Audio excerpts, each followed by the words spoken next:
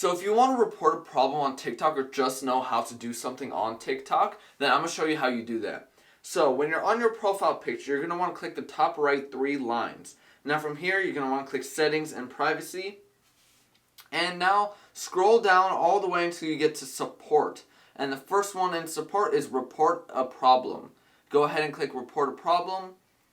And now you could just type in your issue. It could be anything right here in the search. If whatever issue you have. For my example, we'll just go to Account and Profile. We'll see issues creating an account, for example. And then it'll give you how to fix that problem. Or if that still isn't, right, if that with what they gave you didn't fix the problem, then where it says, is your problem resolved, you say no, and then you press need more help if you need more help.